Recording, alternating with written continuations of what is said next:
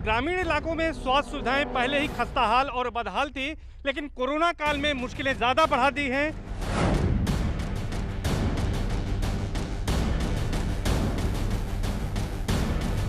पहले केवल सीएससी पे होती थी, अब हमारी पूरे जिले के 60 पीएससीयाँ हैं, उन पे भी अब कोरोना की जांच हो रही है।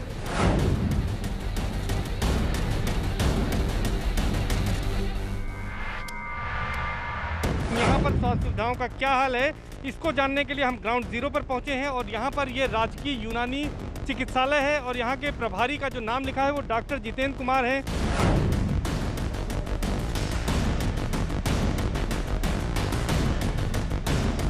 साथ कोरोना के वैक्सीनेशन भी हमारे 60 जो एडिशनल पीएससी हैं प्लस 20 सीएससी है, हर जगह कोरोना वैक्सीनेशन भी हो रहा है।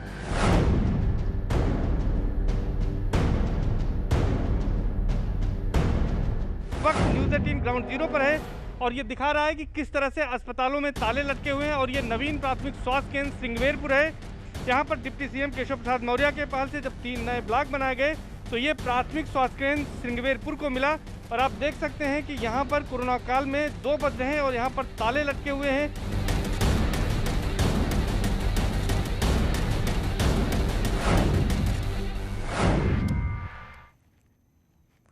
तो हमारी इस खास पेशकश में हमने आपको दावे और हकीकत की एक झलक दिखाई। सरकारें बहुत सोच समझकर गांव में अस्पताल बनवाती हैं, उसके पीछे बड़ा मकसद होता है। गांव की सेहत की जिम्मेदारी ऐसे अस्पतालों पर होती है।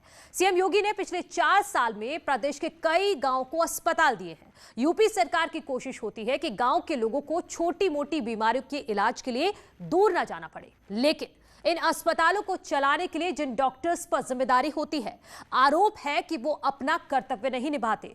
आज हम प्रयागराज के कुछ अस्पतालों की हकीकत दिखाने जा रहे हैं, देखिए।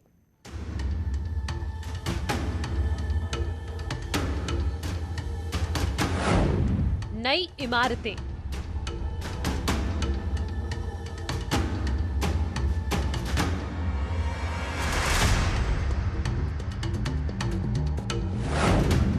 शानदार कैंपस,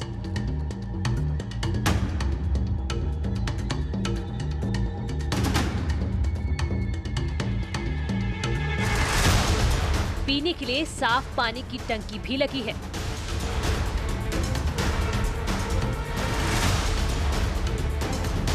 सरकार ने ये सारी व्यवस्थाएं गांव के लोगों के लिए दी हैं। सरकार ने सोचा होगा कि एक पैरासिटामॉल के लिए किसी ग्रामीण को दूर न जाना पड़े। सर्दी खांसी के इलाज के लिए 50 से 100 किलोमीटर दूर जिला अस्पताल का रुख न करना पड़े, ग्रामीणों को उनके घर में ही इलाज मिल जाए। इसीलिए करोड़ों रुपए खर्च कर इन अस्पतालों को तैयार किया गया।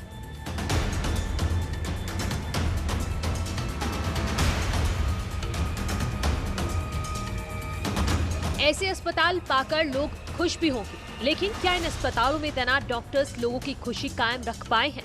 इसी की पड़ताल करने न्यूज़ 18 की टीम गांव के अस्पतालों का जायजा लेने पहुंची थी।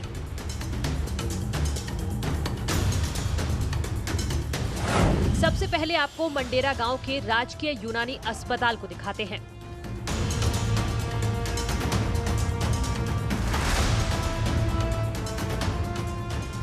मंडेरा के इस अस्पताल के बारे में बताएं उससे पहले आप ये समझिए कि ये अस्पताल कितने बजे खुलते हैं और कब बंद होते हैं। पीएससी तो 1 अप्रैल से हमेशा 8 से 2 खुलती है, लेकिन जहां वैक्सीनेशन की वजह से, चूंकि वैक्सीनेशन का टाइम 10 से 4 कर दिया है, तो पूरी पीएससी 9 बजे से लेकर लगभग 5 बजे तक खुली रहती है। इसीलिए हमारी टीम उस वक्त पहुंची जिस समय अस्पताल खुला रहता है। दोपहर 12 बजे से 2 बजे के बीच हमने तहकीकात शुरू की।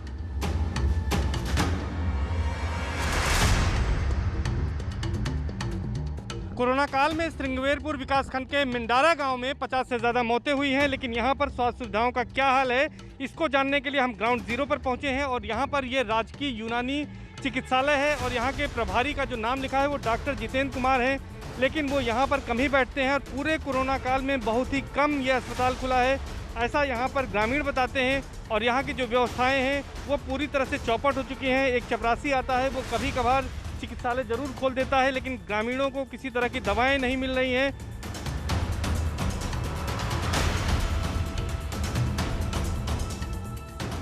दरवाजे पर ताला लटका हुआ है।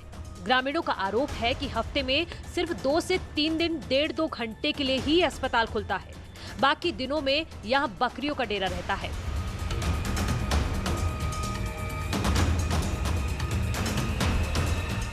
इसमें एक गंभीर बात है कि प्रशासन को इसमें ध्यान देना चाहिए था, लेकिन उसके बावजूद अगर प्रशासन नहीं ध्यान दे रहा है और स्वास्थ्य सुविधाएं यहाँ पर नहीं जुटाई जा रही हैं तो ये अपने आप में एक गंभीर सवाल है।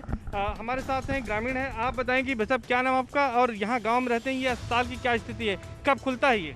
मेरा नाम सफातुल्लाह है, मेरा सामने ही घर है। ये कोरोना काल से जो अस्पताल बंद है, अभी 1 महीना से जो है चपरासी आते हैं, सुबह झाड़ू लगा के 1-2 घंटा बैठते उसके बाद चले जाते हैं। आज आए थे, आज खुला? आज तो हम 7:30 बजे चले गए, आज हमने नहीं देखा था। तो क्या यहाँ दवाएं मिल रही ग्रामीणों को? कुछ नहीं मिल रही है। डॉक्टर का चपरासी पूछा डॉक्टर क्यों नहीं आते, बोले उनकी ड्यूटी 3 जगह लगी हुई इसलिए यहाँ नहीं आते, कोरोना में उनकी ड्यूटी लगी हुई है। यही हाल शंगवेरपुर ब्लॉक के प्राथमिक स्वास्थ्य केंद्र का है।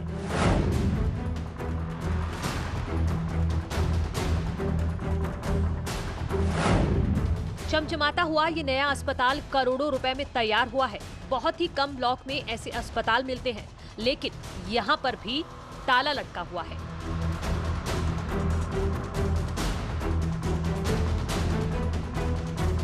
न्यूज़ 18 ग्राउंड जीरो पर है और ये दिखा रहा है कि किस तरह से अस्पतालों में ताले लटके हुए हैं। और ये नवीन प्राथमिक स्वास्थ्य केंद्र श्रृंगवेरपुर है।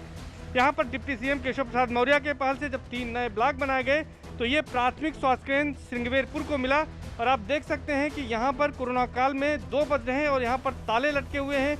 यहाँ पर न डॉक्टर आते हैं, न कोई और स्टाफ आता है, न ही ग्रामीणों को दवा मिल पाती है। शहर की जो सुविधाएं हैं एक्चुअल में, जो यहाँ से 35-40 किलोमीटर जाके सुविधा जो लोगों को मिलती है वो हम लोग को यहाँ गांव में मिलने वाली है। बहुत खुशी का माहौल था, सब लोग के दिमाग में था कि हाँ हमको अच्छे डॉक्टर मिल जाएंगे। लेकिन आज की जो सिचुएशन है, जो स्थिति है, वो देखने पे ये है कि मतलब ये क्लियर ही नहीं है कि वहाँ डॉक्टर हमको मिलेंगे भी जाने पर या नहीं मिलेंगे।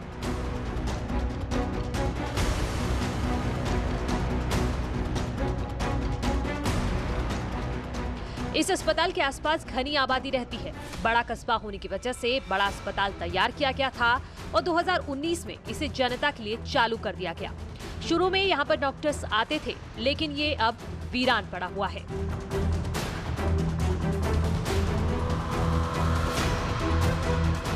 दूसरी तरफ हम दिखाते हैं कि करोड़ों की लागत से यह अस्पताल बना है और यहाँ पर जो स्टाफ के क्वार्टर्स बने हैं, चूँकि यहाँ पर जो कर्मचारी और अधिकारी तैनात हैं, चिकित्सा अधिकारी तैनात हैं, क्योंकि जब वो यहाँ पर नहीं रहते हैं तो ऐसी स्थिति में ये यहाँ पर खंडहर में तब्दील हो रहे हैं और यहाँ पर कोई नहीं रहता। न तो यहाँ पर एक ये कह सकते हैं कि कोई गार्ड रहता है कि यहाँ पर सुरक्षा हो, सब कुछ यहाँ पर भगवान भरोसे चल रहा है। यहाँ पर करोड़ों की लागत से इस अस्पताल का निर्माण कराया गया था ताकि जो ग्रामीण जनता है उसको तमाम स्वास्थ्य सुविधाएँ मिलती रहें।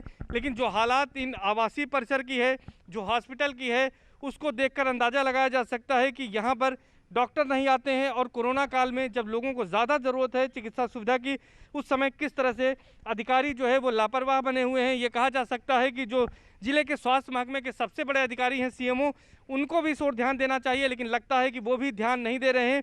और बैठते भी रहते हैं जी, तो फिर दवा नहीं देता और सीधा कहता है जाओ कड़ियार वहाँ चेक कराओ, वहाँ दवा वहाँ मिलेगी, यहाँ नहीं, यहाँ आना नहीं, भगा देता है डांट के। क्यों भगाता है? बोलता है यहाँ दवा नहीं है, वहाँ जाओ दवा लो। कोई आता है यहाँ? आते नहीं, कोई आते हैं मरीज लोग, आते भी हैं मरीज लोग, लेकिन बहुत कम ही आते हैं, खुली ही नहीं रहती है, जब देखो तो बंदी ही रहती है।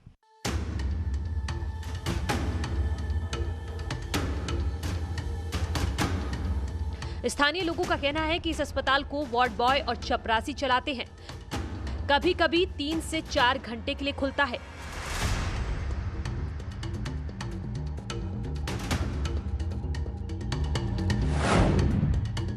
कोड़ीहार इलाके के प्राथमिक स्वास्थ्य केंद्र का भी यही हाल है।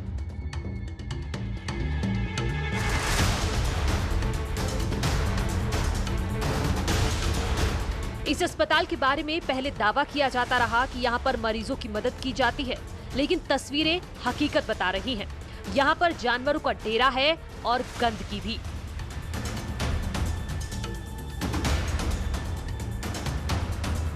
क्षेत्र में आयुष्मान भारत के तहत यहाँ पर प्राइमरी हेल्थ सेंटर बनाया गया है। प्राथमिक स्वास्थ्य केंद्र जो है, आप इसकी तस्वीर देख सकते हैं, यहाँ पर ताला लगा हुआ है। एक कुर्सी हालांकि रखी गई है, हो सकता है किसी चौकीदार की हो, लेकिन यहाँ पर कुत्ते बैठे नज़र आ रहे हैं और यहाँ पर कोई नहीं है। जबकि यहाँ पर काफ़ी ग्रामीण जनता जो है उसको स्वास्थ्य सुविधाओं के लिए दर दर भटकना पड़ रहा है, झोला छाप डॉक्टरों के पास जाना पड़ रहा है। यहाँ आने पर लोगों का ये कहना है कि डॉक्टर्स यहाँ नहीं मिलते हैं, कोई स्टाफ नहीं मिलता है। और आप देख सकते हैं यहाँ पर आवासीय परिसर भी इसी हॉस्पिटल कैंपस के अंदर बनाए गए हैं कि यहाँ पर स्थानीय लोगों का कहना है कि जब डॉक्टर आते हैं तो कुछ कुछ दवाइयां मिल जाती हैं, बाकी बाहर से खरीदनी पड़ती हैं।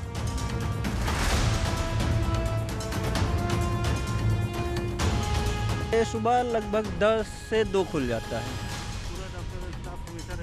स्टाफ वगैरह आते हैं। इस बीच तो मैं यहाँ लगभग जब नहीं मिल पा रहा है तो हम बाहर से ही ले लेते हैं। यहाँ पर भी सरकार ने पैसे खर्च कर हर सुविधाएं उपलब्ध करवाई। स्टाफ के रुकने के लिए क्वार्टर्स भी बनवाए गए। साफ पानी पीने के लिए पानी की टंकी लगाई गई। बताया जा रहा है कि जिन डॉक्टर्स पर सरकार लाखों रुपए खर्च कर डॉक्टर बनाती है, वो यहाँ आने के लिए तैयार ही नहीं होते।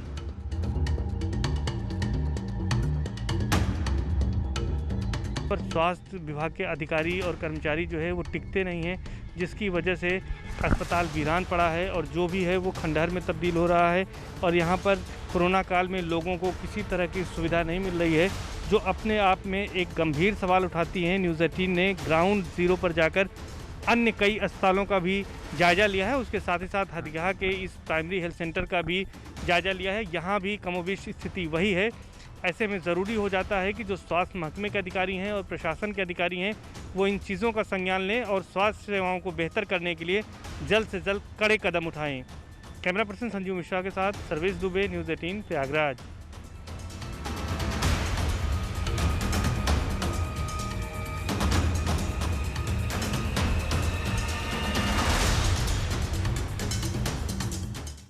आगे बढ़ते हैं, अब बात करते हैं एक और नई आफत की। डाउटे गया ही था कि एक और आ गया है यास तूफान का खतरा। अब मंडराने लगा है पूरे देश में। ओडिशा और पश्चिम बंगाल में यास तूफान का सबसे ज्यादा असर रहेगा।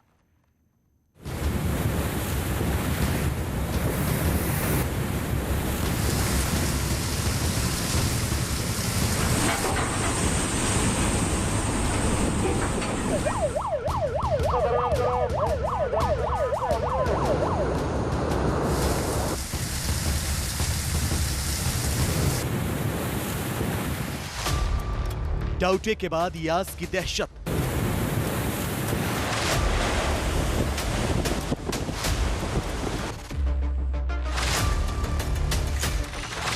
लहरों के शोर से सहमे राज्य।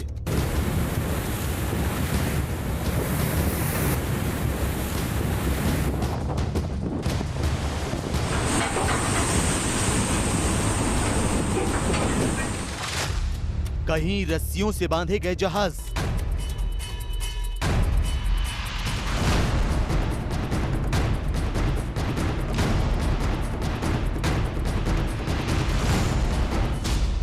कहीं ट्रेनों में कसी गई जंजीर।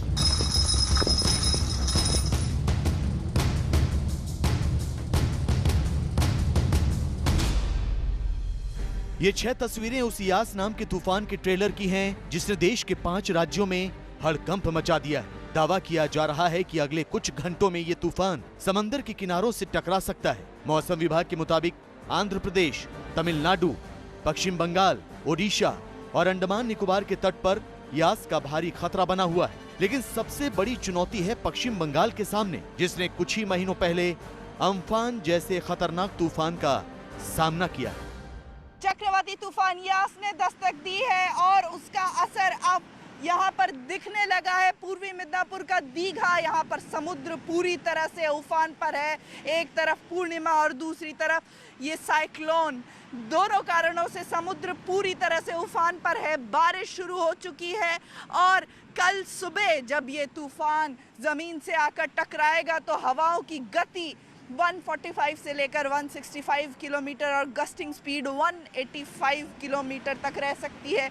वेरी सीवियर साइक्लोन की श्रेणी में ये यास साइक्लोन आ रहा है, जो भयंकर विनाश मचा सकता है, जिसके मद्देनजर राज्य सरकार ने पूरी तैयारी कर ली है।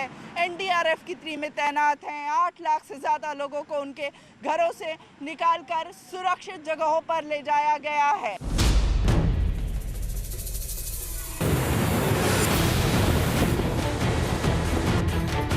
यास नाम के इस तूफान की रफ्तार क्या हो सकती है, इसकी तस्दीक ये तैयारियां भी कर रही हैं। पूर्वी मेदिनीपुर के मेदेचा रेलवे स्टेशन पर ट्रेन के पहियों को चेन से कस दिया गया है। आशंका जताई जा रही है कि तूफान की तेज रफ्तार सैकड़ों टन वजनी ट्रेन को भी भारी नुकसान पहुंचा सकती है। यही वजह है कि खतरे को कम करने के लिए इन भारी भरकम पहियों को लोहे की चेन से बांध दिया गया है। दावा किया जा रहा है कि यहाँ तूफान का बड़ा हमला हो सकता है। यही वजह है कि अब तक 1,50,000 से ज्यादा लोगों को सुरक्षित इलाकों तक पहुंचाया जा चुका है। दीघा में एनडीआरएफ की टीमें जिंदगी बचाने की जंग में जुटी हुई हैं। हर किसी को यास तूफान के खतरे से आगाह किया जा रहा है। लोगों से अपील की जा रही है कि तूफान के हमले से सुरक्षित ठिकानों पर पहुंच जाएं। सबसे पहले यहाँ पर एनडीआरएफ की तरफ से जो ये तूफान की चेतावनी दी जा रही है, वो मैं तस्वीरें आपको दिखाऊंगी। गांव-गांव में जाकर के एनडीआरएफ की टीम जो है लोगों को यहाँ से निकालने का काम कर रही है। जो यहाँ पर लोग हैं अपने घरों में, अब भी उनको बार बार समझाया जा रहा है कि जरूरी है सबका शेल्टर में जाना। तो ये तस्वीर आप देखिए, एक तरफ जहाँ पर एनडीआरएफ की टीम की तरफ से अनाउंसमेंट की जा रही है, घर घर जाकर के लोग जो है वो जो स्थानीय लोग हैं उनसे बात कर रहे हैं। कितने गांव गए, कितने लोगों को इवैक्यूएट किया है अभी तक आप लोगों ने?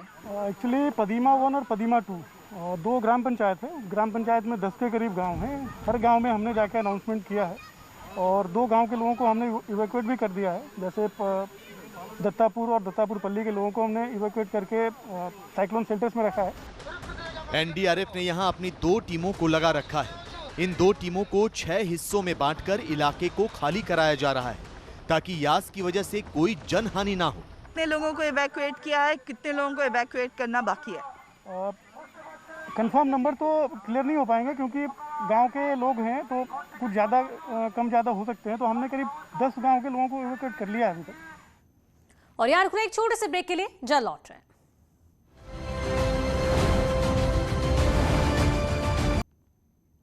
Welcome back. कोरोना काल में कोरोना टीका किसी संजीवनी से कम नहीं है। कोरोना से बचने का ये सबसे अचूक और सबसे कारगर उपाय है। देश के दूर सुदूर गांव तक ये जानकारी पहुंचे, इसके लिए नेटवर्क 18 फेडरल बैंक और अपोलो के साथ मिलकर एक अभियान चला रहा है।